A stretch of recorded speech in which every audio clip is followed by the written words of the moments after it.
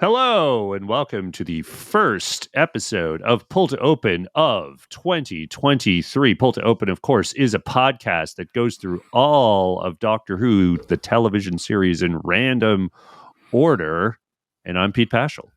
And I'm Chris Taylor, and here we are talking to you from across time zones. We are recording this at the very end of the year 2022, but we are broadcasting to the future in 2023.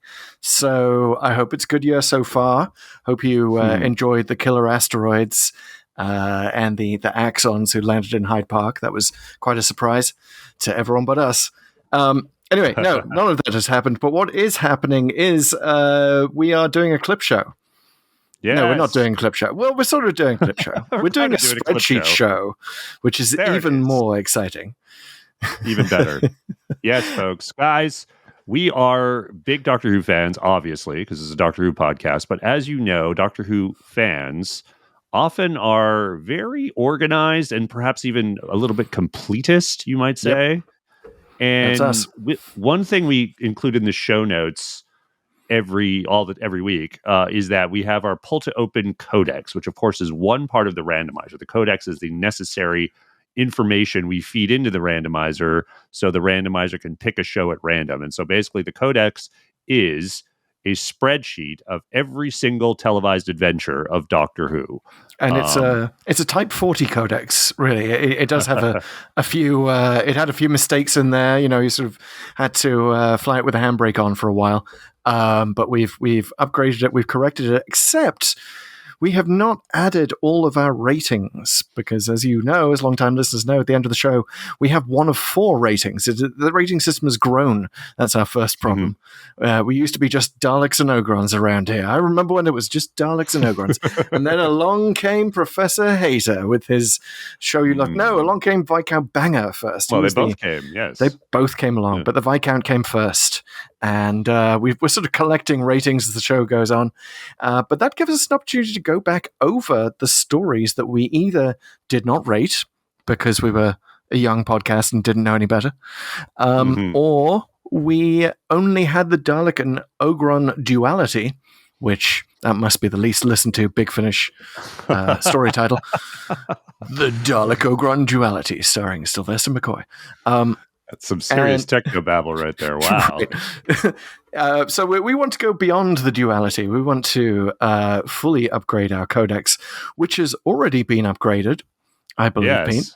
And I'd like to take a moment to pat myself on the back here for this codex upgrade. So, guys, one of the big features of this new year, this new season of Pull to Open, is that we will no longer have any time-locked episodes. The Codex has a complete overhaul, and we've added a column.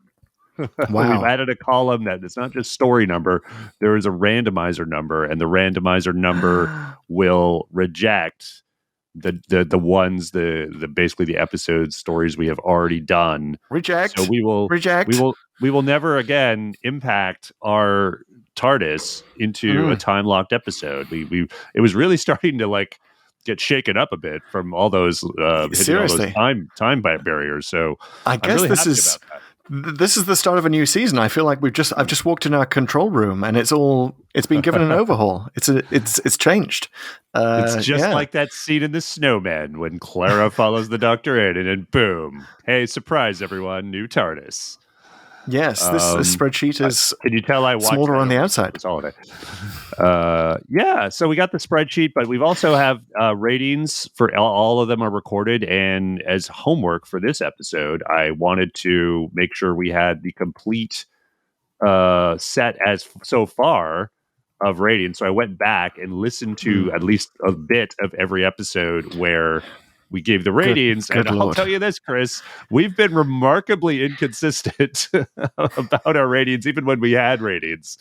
So we introduced the rating system pretty much around when we went random. So we were supposed to pick Dalek or Ogron for every episode from then on, and we kind of did it and kind of didn't, and even when we did it, we kind of didn't do it sometimes. So yeah, well, I think we picked it up to fill in here. We really picked it up when we introduced the Viscount Banger to the system. Yeah, it really Viscount with State Banger, of Decay. that guy adds a lot of excitement. And just suddenly we were like, okay, now that we have the Viscount Banger rating, we wanted to like give it out, and we, whatever we wanted to rate something, we had to sort of there was an added excitement to it. Was this a banger? Is it not?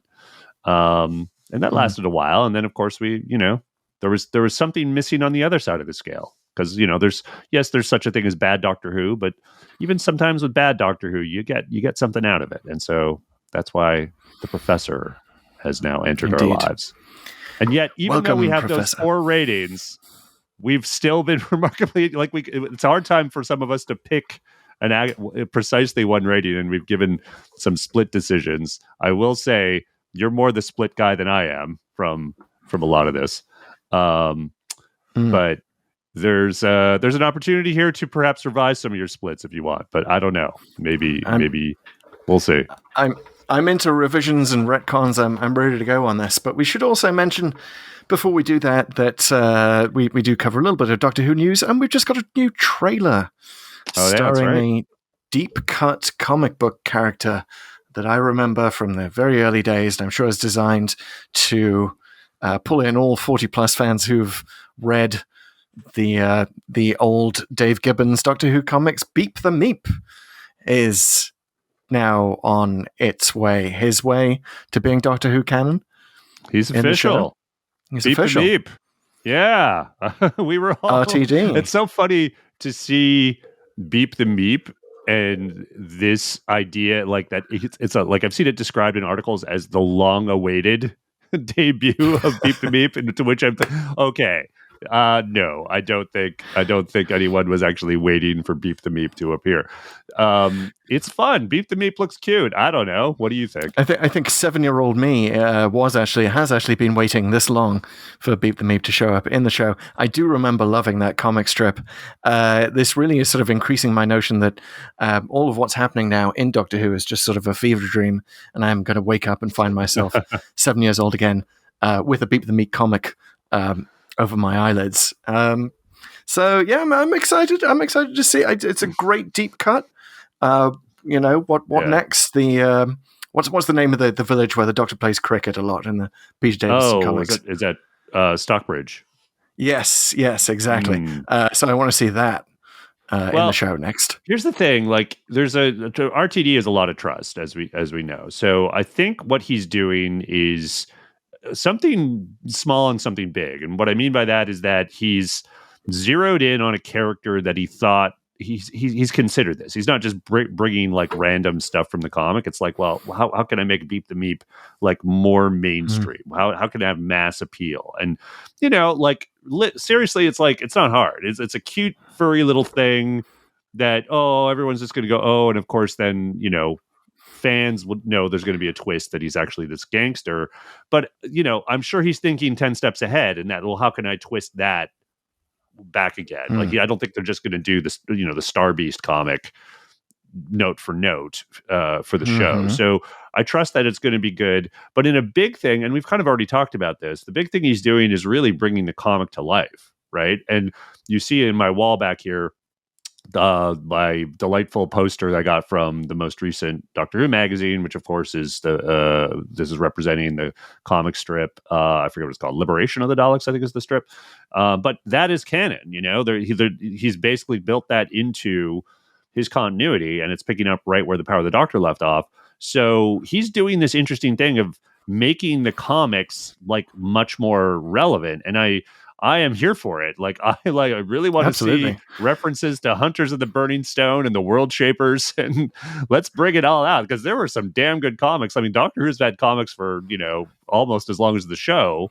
If you go all the way back to the TV strips in the 60s, like there's some good stuff in there. They've got their own share of Viscount Bangers. So let's see if that was realized to some extent. Bring on the Iron Legion. We talked about seeing that for a while, and Sharon, the Doctor's companion, the Fourth Doctor's companion in the comics.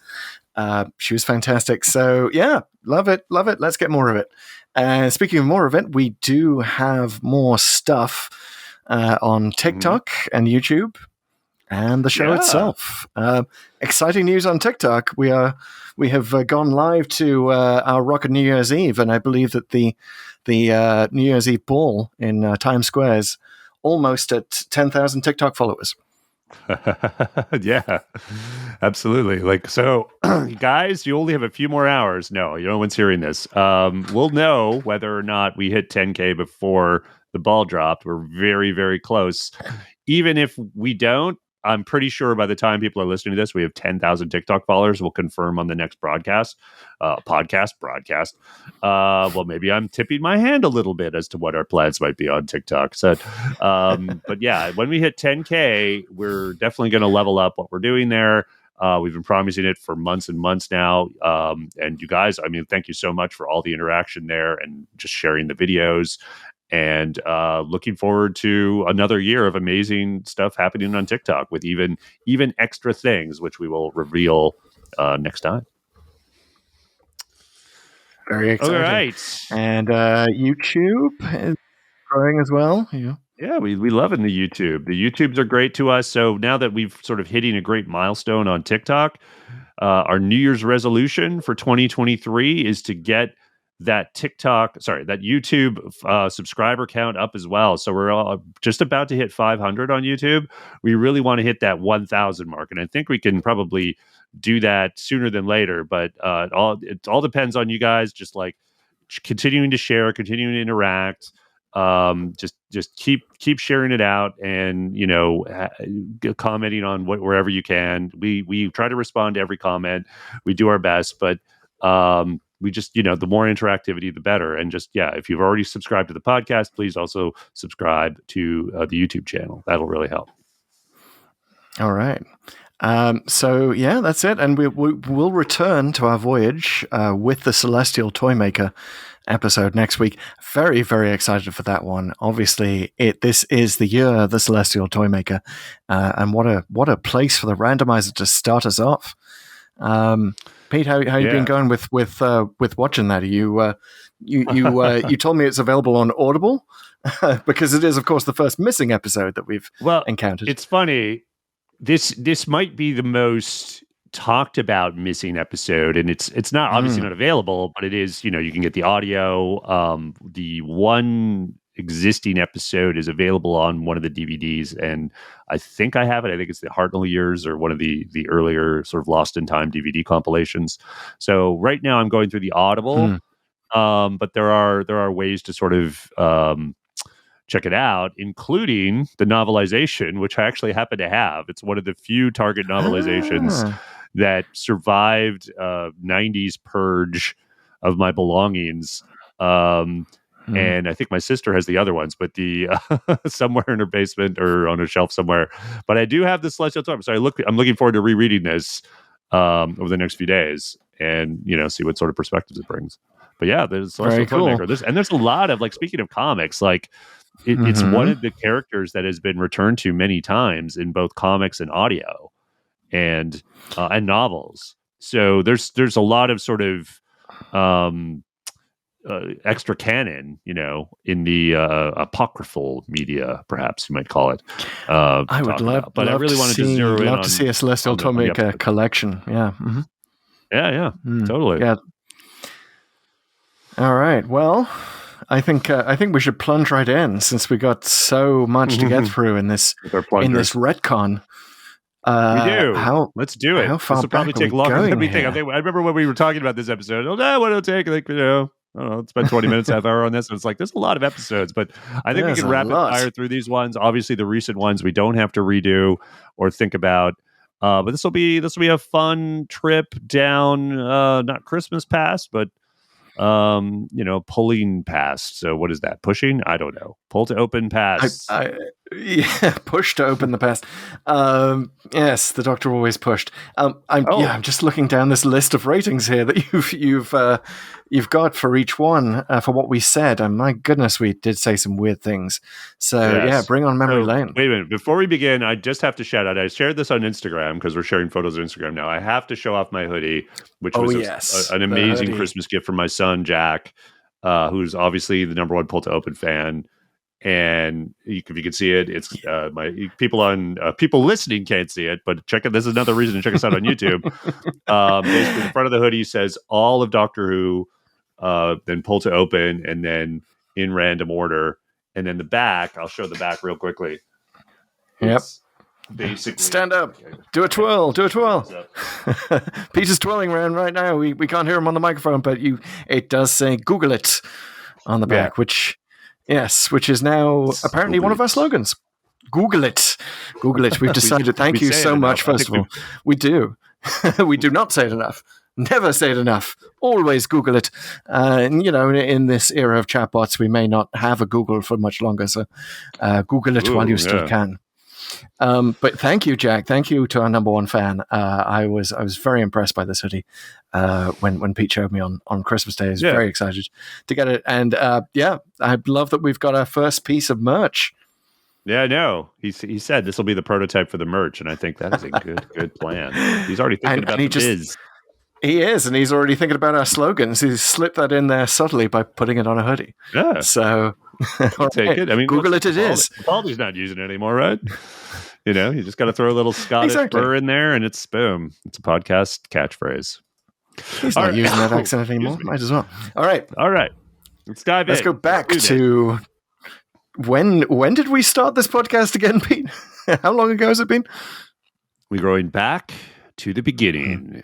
This is the podcast began in very early 2020. Technically, we taped literally almost 3 years ago to the day. Right now that we're taping now on New Year's Eve. Wow. We taped right around the same time. I think it might have been a day before, December 30th, maybe. But we didn't come out with birthday, Pull to Open. So now our first episode was just a compilation of the Christmas episodes. So it was basically a hot take after hot take. So we don't really count that one. Again, appropriate that we're starting season 4 with a clip show because our very first episode was a clip show. So basically, maybe this is our new New Year's tradition. But our second episode, clip shows within clip shows. Clip show section. We went through basically the Jodie Whittaker season was in progress, and we had not yet engaged the randomizer. It was still under construction. So we did a lot of Whittaker, and we started with Spyfall. And traveling in real time, This is pre-rating system. So in listening to what we talked about, Spyfall, you said you liked part 2, but not part 1. I liked them both, but all entirely on style because I liked the new master. So what do we think? What are we translating this into in our rating system? Well, and also this is a chance to think back on episodes like Spyfall, right? Obviously, so much has happened since, and I like the master better, and I sort of don't like the Chris Chibnall just randomly destroying Gallifrey aspect of Spyfall all the more. So this is a tough one. I'm going to say that on balance, it is a very flimsy Dalek. I agree with you. It's a Dalek for me. Sacha Dhawan has ended up being like a pretty inspired choice as the master.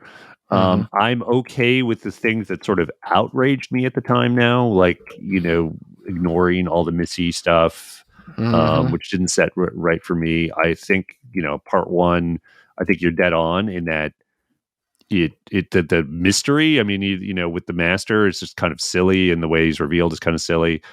But ultimately, like, it went into some unexpected and interesting places, and it's fun. It's a fun sort of rewatch. I actually did a little, when I was cutting one of our recent videos on the Master trilogy, I watched a little bit of Spyfall and sort of. I imagine one would get swept up in the action a bit more the second time around. You could appreciate the scenery, as it were, and the casino scene and all of that stuff. I feel like the first time watching any Doctor Who, you're sort of on tenterhooks, like, how are they going to change the entire canon this time around? All right. Yeah. And they sure did. All right. Now that we've gone through that, I think we're going to have to impose a 30-second limit on our comments if we're actually going to get through all these. But we're moving on. Fugitive of the Jadoon. All right.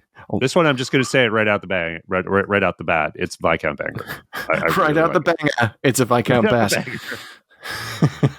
It's probably, as I said at the time, I think it remains my favorite Jodie Whittaker episode.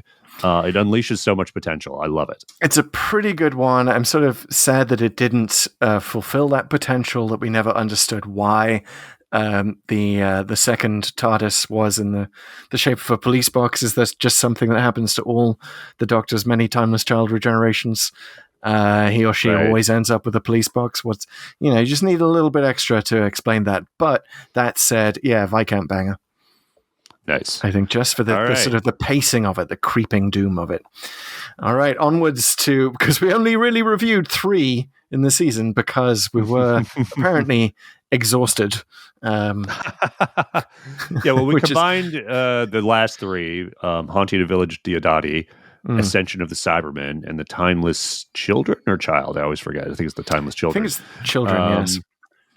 The Timeless Children, and oh, by the way, this is the one with entirely, the entirety of Gallifrey destroyed and made out of Cybermen. Just like all of these just had such a mismatch in terms of where they thought the viewer's attention was going to be at any one moment. It was not on whether Brian is going to learn how to throw a hand grenade. Which I remember being the strongest mismatch, like coming straight from this revelation about the Doctor's past to, what? I don't care. Give me more of the actual, come on, you're changing the entire canon. Let's maybe focus on that. Very ADHD episode. I was exhausted. Agreed. And so is it a hater? Is it that strong when you see them all together? I'm going to go with the hater. It's because it does start off pretty strong in the Haunting. And I think it gets progressively worse, even though there's some neat ideas. You do learn like a bit of like what is not good Doctor Who, particularly with that Cyberman episode, and try to aim really big, but kind of not delivering on anything really that well. And the Irish police station had such potential if you stick with it, if you commit to the bit. And he just didn't. So much missed opportunity. So yeah, hater. It's a hater for me. Yeah. Sorry, Chris Chibnall. And the last episode we did in season 1 of Pull to Open was The Invisible Enemy. You can tell this was right when the pandemic started, and we were thinking a little bit about disease. That's right. For the Pull to Open trivia game that will no doubt be among our merch in the future. Google it. We will definitely have to include this as what is the only Pull to Open episode where the hosts actually chose where they were going. And it's this one, because we didn't choose obviously Spyfall, Future Dune, all of that. They were on at the time. We were reviewing the season as it was on. Then we were like, the pandemic has hit. What is the perfect pandemic episode of Doctor Who? And we went right there. And it was, I think, such a terrible experience that we then installed the randomizer to make sure that we could never choose again. So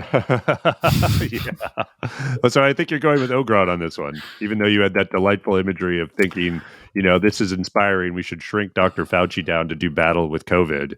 And that's an epic TV show right there, which I would agree. But Ogron? I don't know. I have such a soft spot for The Invisible Enemy for reasons relating to it being one of the first episodes that I remember seeing as a child. So, if only we had a half Ogron, half Dalek hybrid. A hater. Well, you can do that. I mean, the thing is, you've done it. So I have done it. I've created hybrids in the past. I was so concerned with whether I could. I didn't think about whether I should. So, yes, this is a horrible, horrible Dalek Ogron hybrid. It's menacing. It's got one plunger sticking out of a very hairy face. Yeah, I feel they always need to just pick something, so I'm just going to go with Ogron. I really wanted to love it because I do remember liking it when I first saw it when I was a kid, and then it just, I don't know, it was just kind of cheesy 70s Doctor Who, as I said at the time. So I'm going with Ogron. But hey, I mean, you still remember the catchphrase, right? Yeah. Contact has been made. Oh, I do.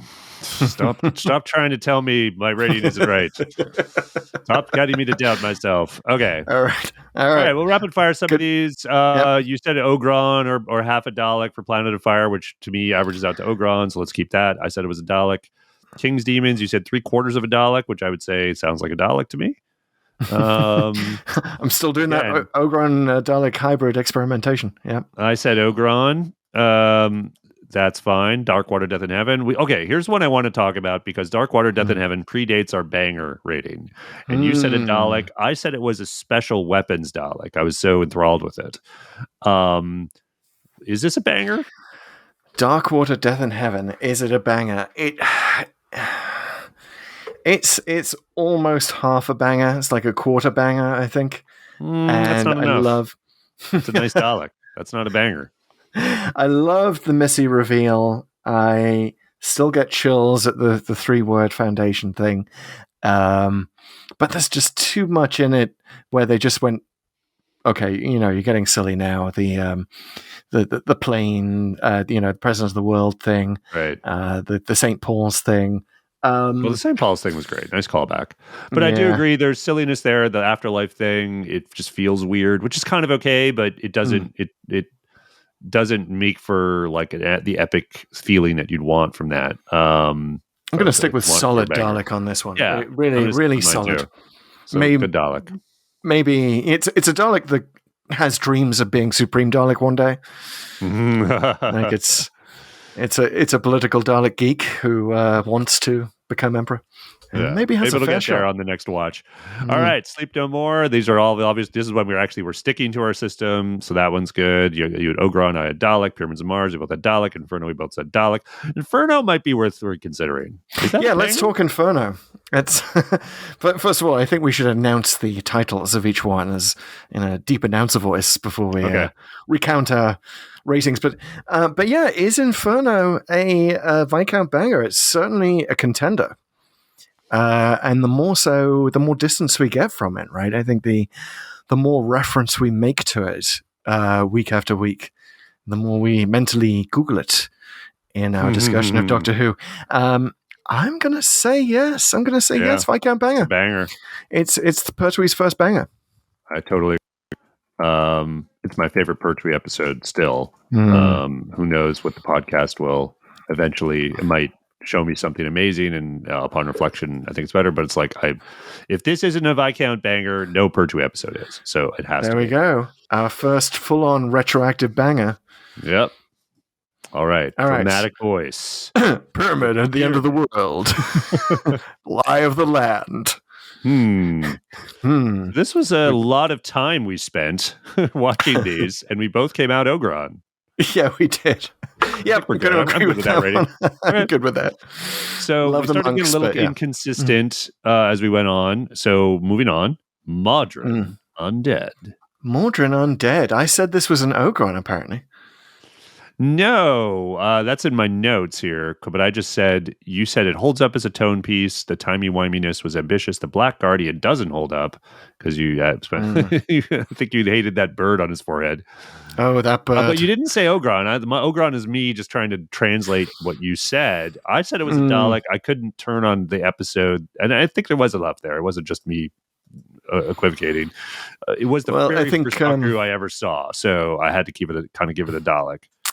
I'm gonna switch to Dalek, or rather make that an official Dalek. But I'm gonna make it a victory of the Dalek's Dalek because first of all, you can reuse the Jubilee, the Queen's Jubilee bunting from the 1977 Modern Undead story. But also that's about where I place it at a victory of the Dalek's level. It's like it's not the greatest Dalek ever by any means. We'll take it. It's a good one. I feel like we need to come up with a rating, not to retcon all of our retcons, or this could sustain mini episodeception as we keep doing this. But I feel like we need a rating for I don't want to hate on this because I loved it as a kid. You know what I mean? Okay, that's a rating in search of a name. Could be. Yeah, guys, write in. Tell us what you think that is. Something that like shapeshifts or comes back. Could it be a Zygon? Yeah. Or maybe it's something immortal like Captain Jack. Ooh. The Captain Jack rating would be this episode wants to sidle up to you and flirt with you. It's constantly flirting with you, and you have confused feelings about it. Okay. The Modern Undead definitely flirted with me. Anyway, yes, so maybe it is Captain Jack. Anyway, The Rescue. Hartnell. I think we're both clear on this one. I said it was a miniature Dalek. Yeah, I just said it was a Dalek, so we're good. I'm good with that.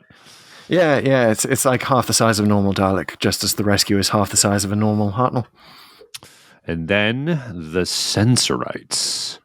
And I'm going to say the Sensorites in progressively more relaxing tones to put you to sleep, just as this episode did to me, which is why I gave it an Keep Ogron. it quiet for the Sensorites. Yes, I think if you whisper in their ear that they are Ogrons, they'll accept that. I think I'm going to go with that. All right. Next, we went to School Reunion. Boom. School Reunion. Sorry, I'm going a bit rose there. And here's where we get inconsistent. I looked and I didn't listen to the entire episode, but I don't think we actually gave it a rating. So this is our first full on what should we do here? School Reunion. Now that it's not really it's fresh close in our heads. It's close to Banger territory just because Sarah Jane, and this may sort of need another sort of a nostalgia Dalek for want of a better rating system. Like it just, you can't hate on the return of Sarah Jane. You can't. And Sarah Jane plus Rose, I mean, that's just a good time I could return to again and again. And I'm not just talking about rewatching School Reunion. What a fabulous pair. I mean, it's somewhat flawless. We found flaws. Anthony Head's great. Well, Anthony Head's great, but the whole story isn't great. You know, like I always, there were so many holes in it with regard to the school and the kids and I even forget what the theory is. Whatever theory of everything they're trying to find just seems very tacked on. So that was classic RTD. Yeah, it's kind of a bunch of interesting things and very satisfying things thrown into an episode. So I mean, it works really well. It's just I don't think it's a banger. I'm giving it a Dalek. Yeah, I think it's a Dalek that actually, if you look closely inside, it's a Dalek being controlled by K9. Okay. The next one we went to was the very first Master episode, Terror of the Autons. You gave it a split decision. Dalek went to Roger Delgado's on screen. Otherwise, it was an Ogron. I just called it Dalek. We can just stick with that. Yeah, I'm going to stick with that. Terror of the Autons, not really. Yeah, I still think that was a terrible introduction for the Master. I keep flashing on the horse box. And I know it's iconic, but it just doesn't do it for me. Well, at least the horse box isn't flashing on you. Because who needs naked horses running around? Well, they're always naked. Okay, I don't know where I was going with that. Let's just move on to the next thing. Luckily, we have more to talk about. We've moved on to the planet of the naked horses. No, the 10th planet of the naked horses. That's right. Again, totally inconsistent here. We didn't even give it a rating as far as I could tell. So I'm just going in. First Cyberman episode. Dalek, man. That's a Dalek. So many cool things about that Cyberman. Okay, it's a Dalek, but it's wearing a bit thin. It's a Dalek chewing the scenery in an American accent, just yelling at everyone to save his son in a space capsule. Don't like your hair. I've given it a Dalek for that scene, that first episode cliffhanger alone, where the Cybermen take on those people, and then you have that pan up from the human hand, which again, as we know, wasn't even really originally planned. They were going to have gloves, but it's so good that you have this human-looking hand that pans up to this very strange robot-like face. Very, very cool moment. They were iconic. They were never more iconic than right there at the beginning. They were total art house. All right, the Crotons. Speaking of not iconic monsters, unless they're a quarry, then this is a very iconic episode for quarries everywhere. I have to, whatever our childhood nostalgia rating is, I'm going to have to give it this because it was part of the 5 Faces of Doctor Who. So I'm going to say it's a 5 Faces of the Dalek. Well, okay. So we'll just give it a Dalek for you for now. This is a big Ogron for me. Aww. All right. Oh, those high brains. I didn't get it. I could give it a Dalek for Troughton, but Troughton's always Troughton. So give it. Chuck every a Dalek. Episode, Dalek.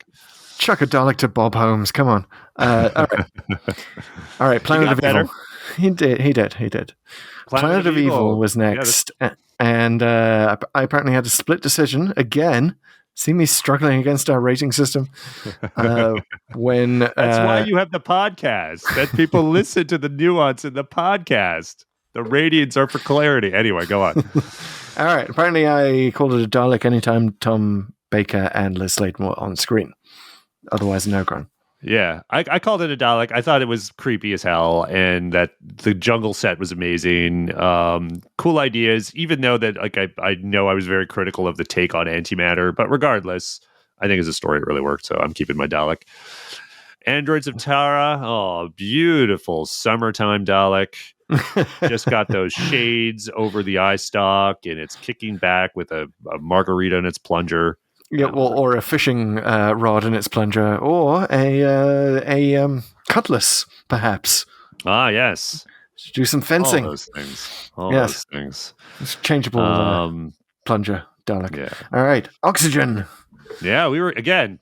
Did we even rate this one? I couldn't find it, so we didn't. Oxygen. I that's a Dalek. I like it. The airlock scene alone is amazing.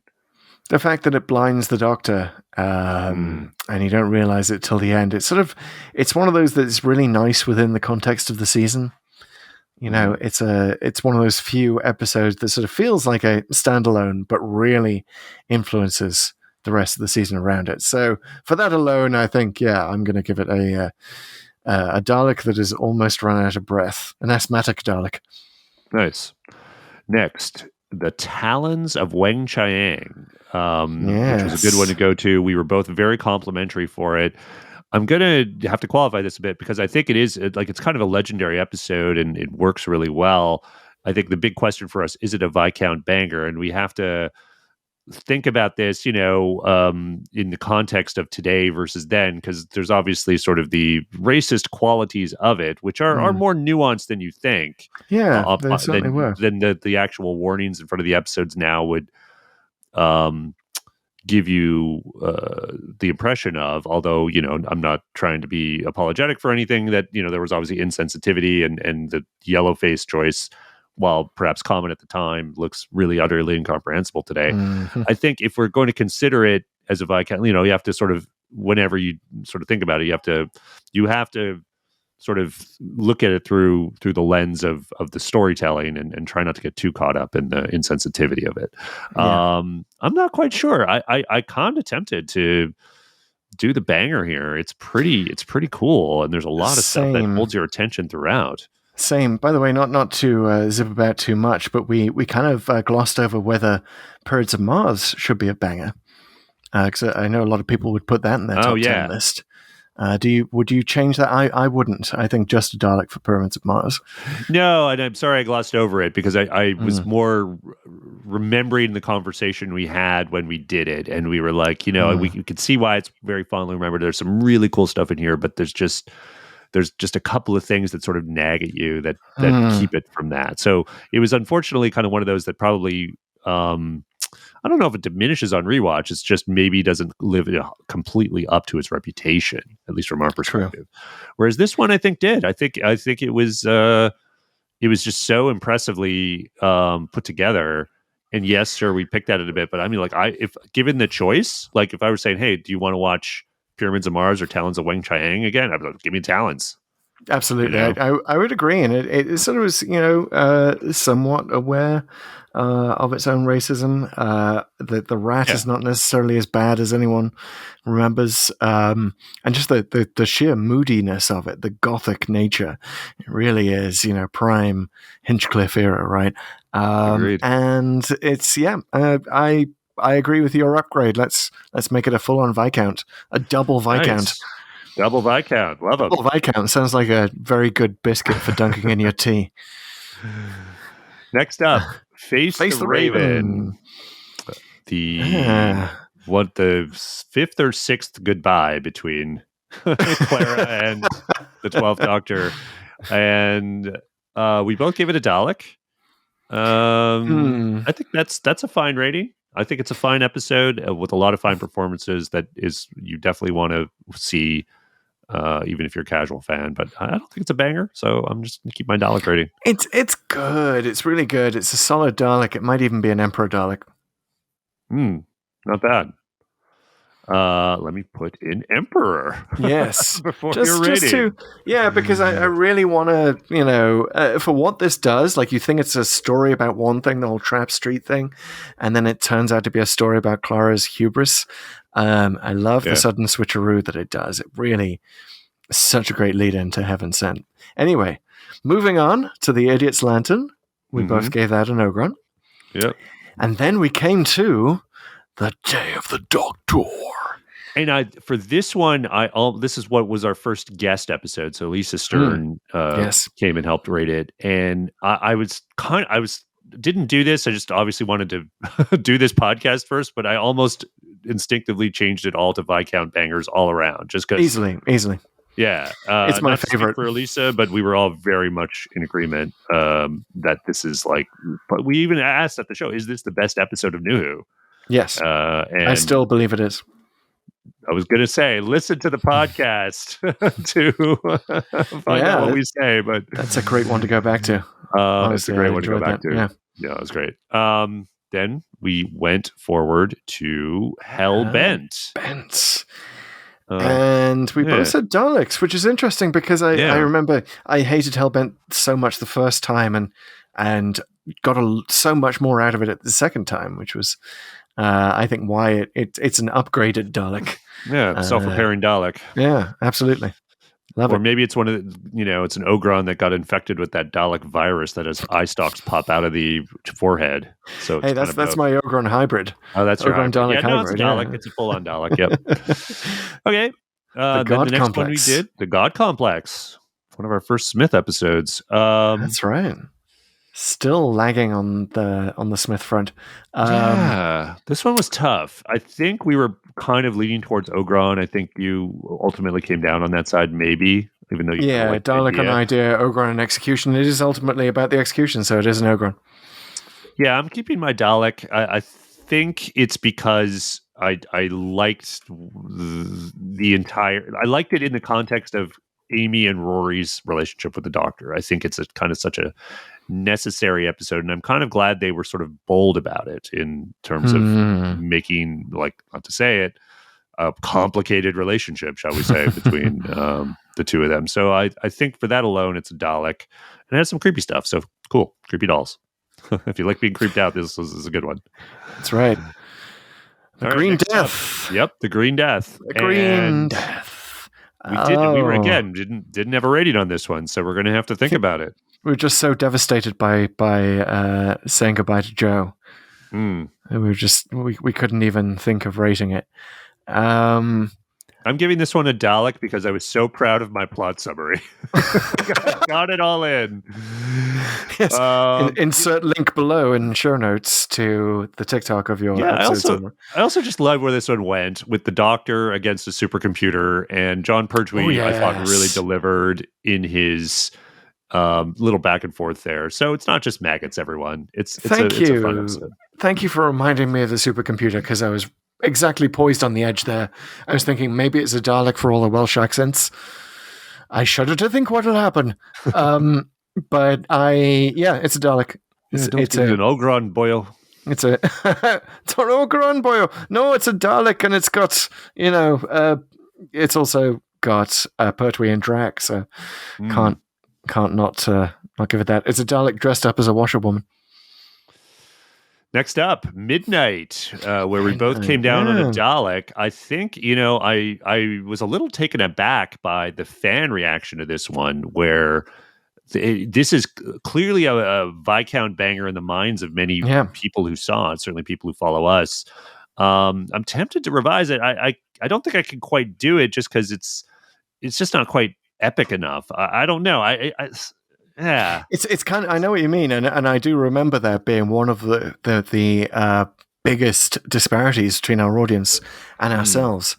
It's what we thought of Midnight, and it maybe is a sleeper banger, because when I think of it now, I think back to the amazing dialogue and the delivery of the dialogue between Tennant and the woman who played the taken over by the creature inside the ship, because that really stuck out on a second viewing as so creepy.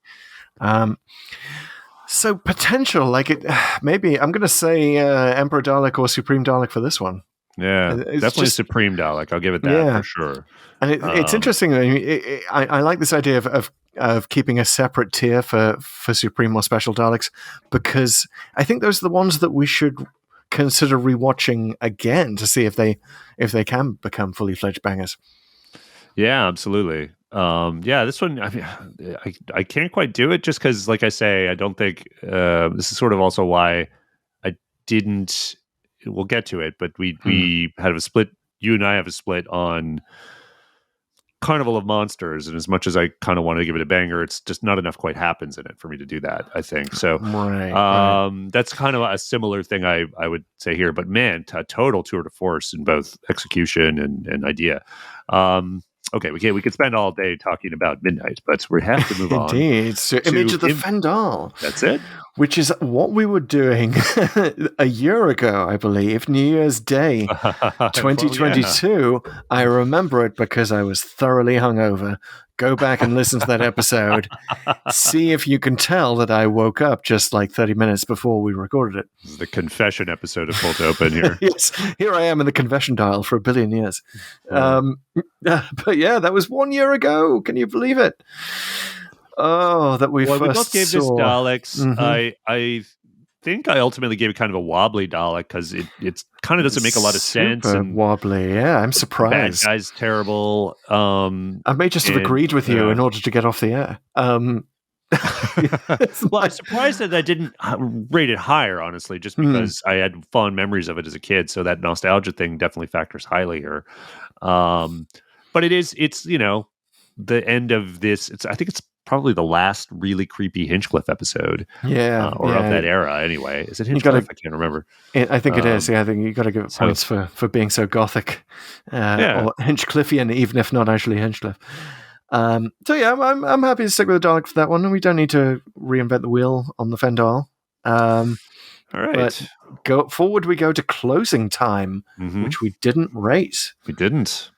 Which is hard one to think about. I mean, because there's so much to like about it, but it's so some likable. Really annoying, nagging things about it too. Just that, like the conversion, the cyber conversion thing. Yeah, the Cybermen are so badly treated, but I have to rate it a Dalek for that because it's still just a good episode to show people. I think it's a good casual fan episode for sure. I'm going to agree with. I'm going to say Supreme Dalek for this one. I'm going to say that it has such rewatch potential that one day it could be a banger. Yeah, it's possible. It will never be because the Cybermen are so ill-treated. Just be allowed to be Cybermen and convert people. Anyway, sorry. We know it's reached a ceiling for you. It's not going to be. It's not going to get past the Dalek.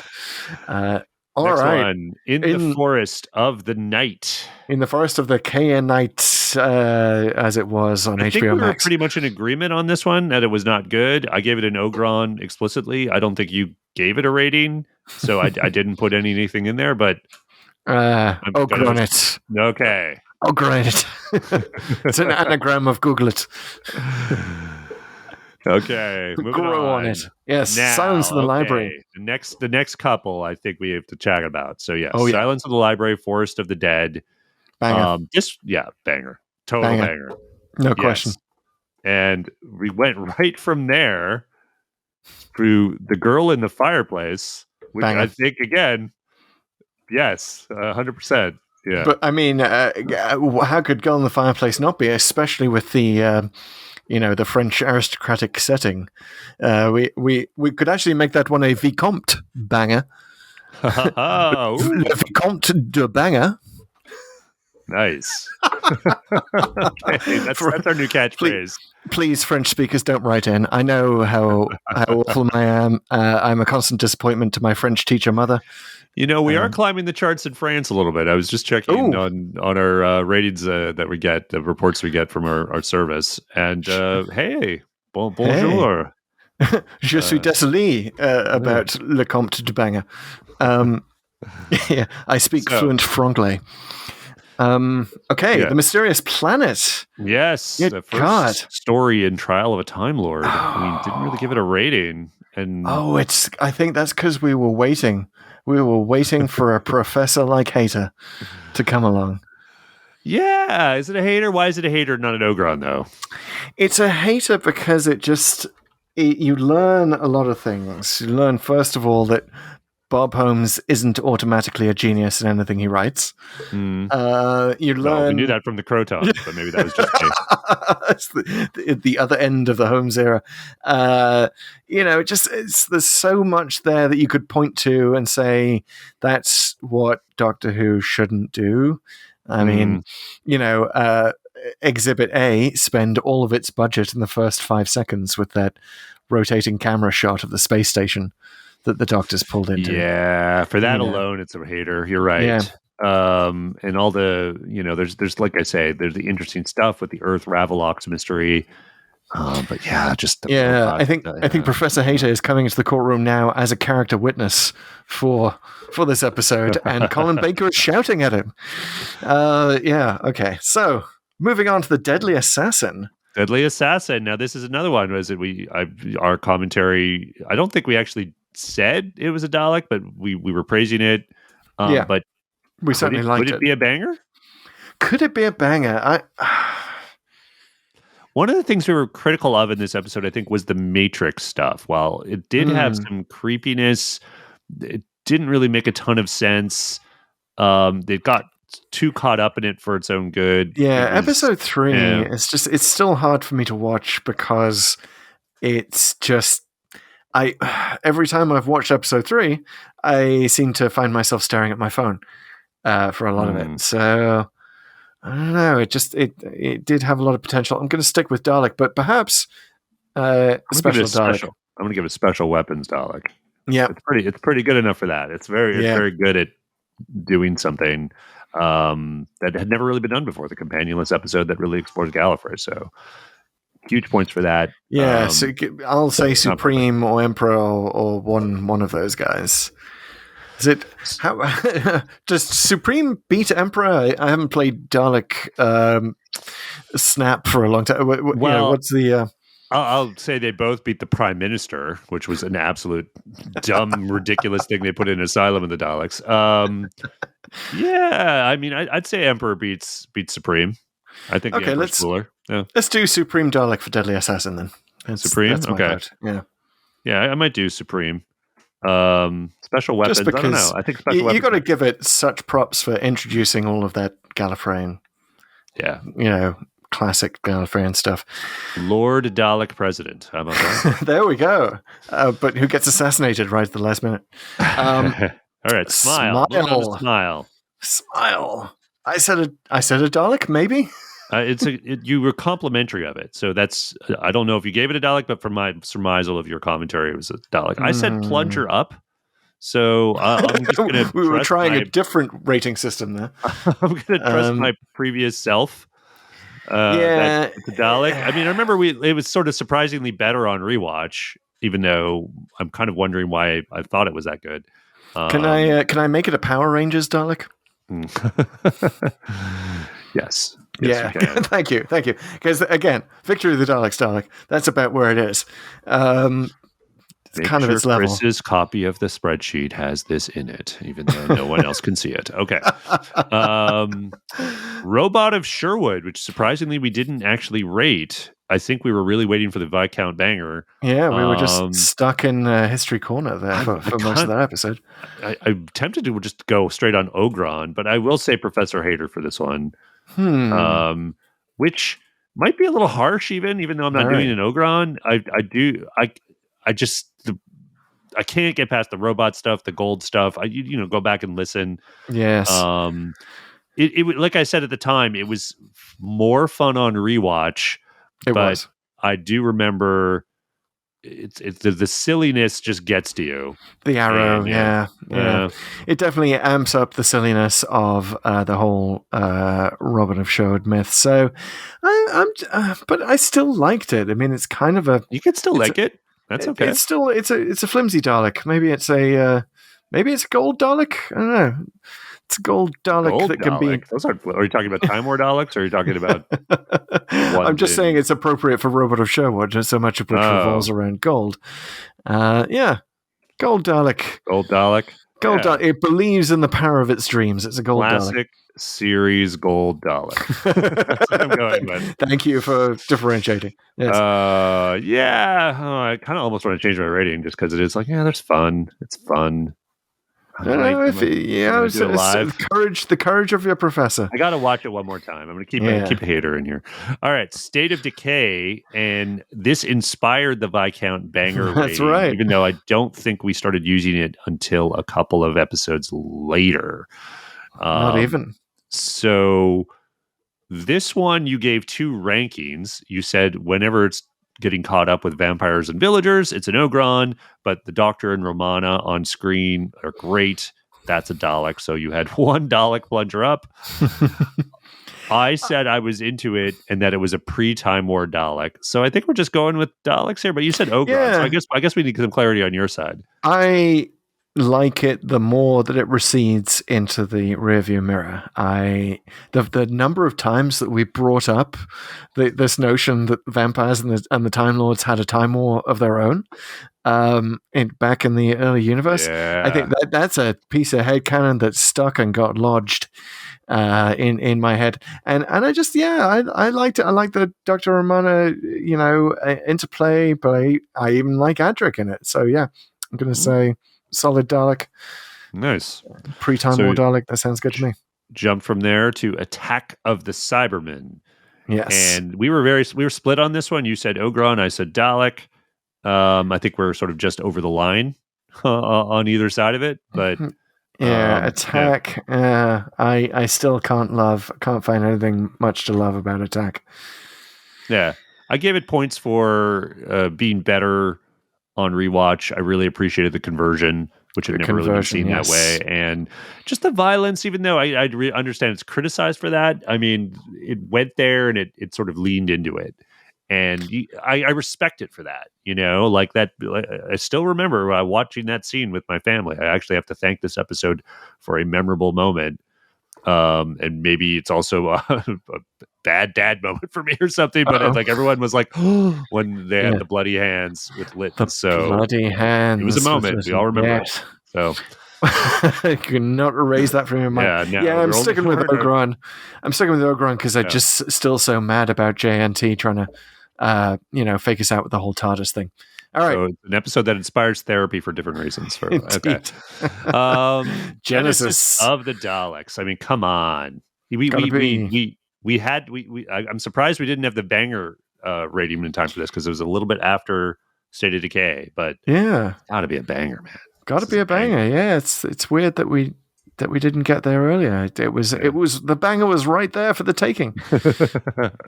I'm into it. Okay, more references to it before we really sunk in. Terminus, Ogron's all around. Don't think that requires any revisionist history. Then we went to the Eaters of Light. And you have banal Dalek for this one. Which, not familiar with that version.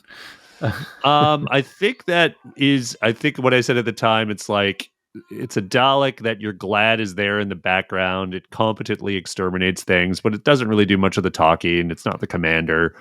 It's just there backing up the rest of the Dalek army. And well, inspired by that, and given that we're going to the power of the Daleks next, I'm going to say cardboard Dalek. Black and white cardboard Dalek from Power of the Daleks. Oh, there it is. Okay, look for that drop-down menu to multiply. Okay, sorry, just thinking about how this is going in the spreadsheet. Okay, next one. Maybe we need a separate column for like which kind of Dalek it is, if it is a Dalek. This is why you got to listen to the podcast, people. You find out which Daleks we get. The Power of the Daleks. Yeah. Oh, so this is the first Viscount Banger rating?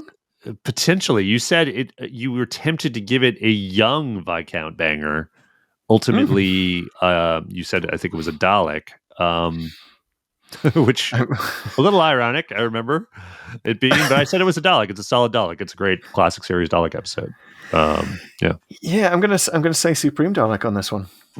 Nice. Not quite Banger territory. Not quite. But sorry, young Viscount Banger, or Viscount Banger's portrait in the attic of Banger Castle. Frontios. Yeah, I said an Ogron, didn't I?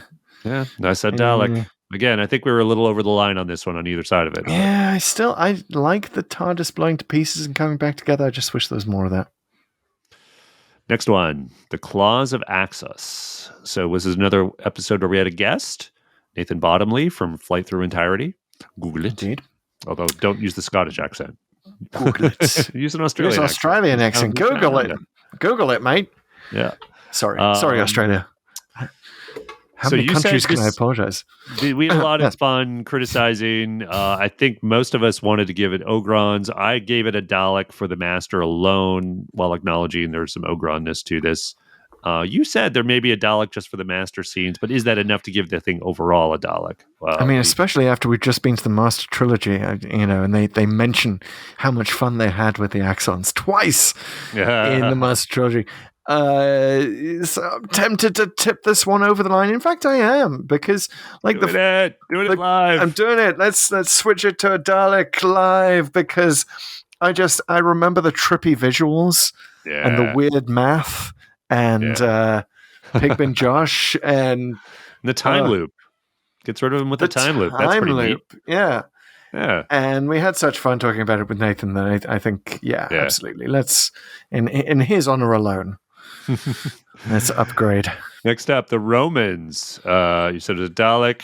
I said it was a Dalek that falls from a high place. I don't know what I was on then, but I'm going to say it's a Dalek on fire.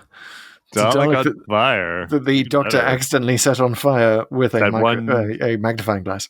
That one Dalek from Death of the Daleks. That I think the one time they actually lit it on fire. The Mark of the Ronnie is up next.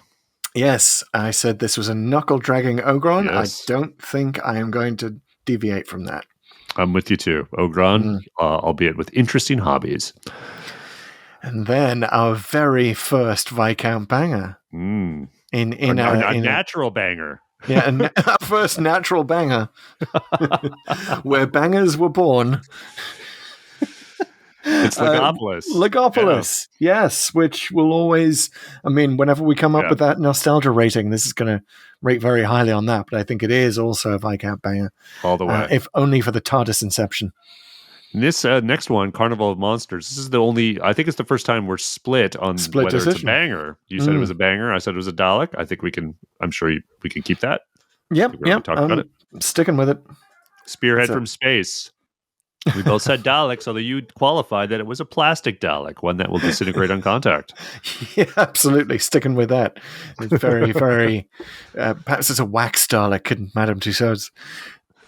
Split decision on Battlefield. You said this was a sad old Ogron, and I said it was a wobbly Dalek. So this might be the one where we diverge the most. I just remember liking it because my kids liked it, and seeing some of the interesting stuff they were trying to do in better light. So, yeah.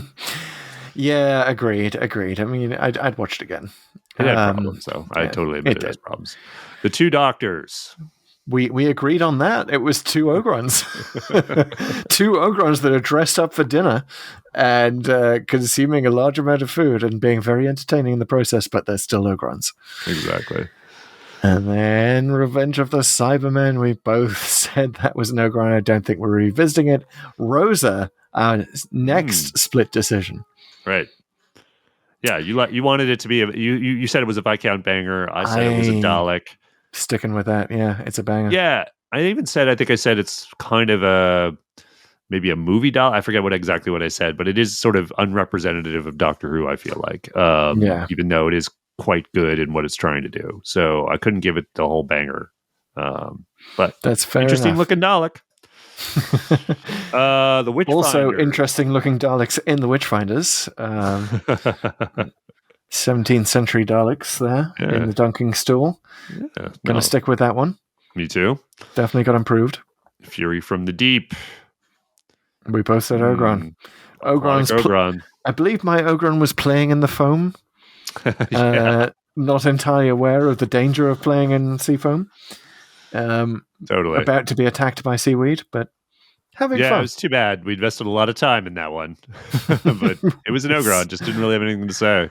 We certainly did. There's an Ogron waving around at Sonic. Yeah. It's almost a Dalek for the weed puns alone, though, let's be real. Oh, our show on it was definitely a Dalek. They're all Daleks. They're all bangers. They're all bangers.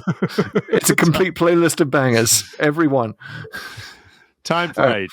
This is a Flight. guest episode. Chris Burgess came on, and this is actually the genesis and the first time we used the Professor Hayter. The genesis of the haters. Yes, I love it. Not deviating from it. This of course, it's a Professor Hayter. Are you going to change your rating, sir? Oh, that's a good question. I'm going to stick with Ogron just because it's not that good. But it's also not that bad, is what you're saying. I think I have to listen to my qualifications at the time. It's a smart Ogron. Ultimately at the end of the day, it's an Ogron. But it's I imagine you have a hard time giving a Professor Hayter to any Davison story.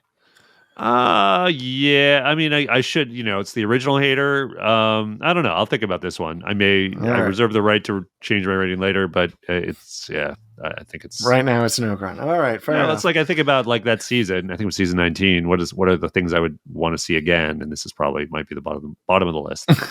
Runaway Bride. Yes. Dalek. Yeah, Dalek both.